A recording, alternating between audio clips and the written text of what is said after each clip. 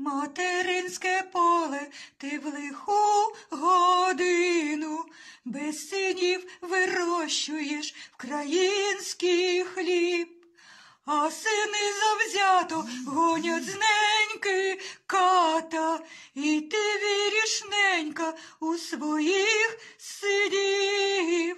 Хліб твій рвали бомби, гатили снаряддям, полум'ям горіли рідні жнива, але знов весною ти збирала сили, щоб зростить колосся миру і добра.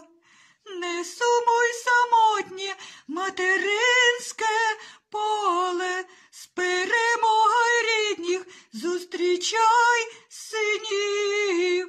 Буде перемога, буде допомога твоїм вдов'їм ручкам, щоб зрости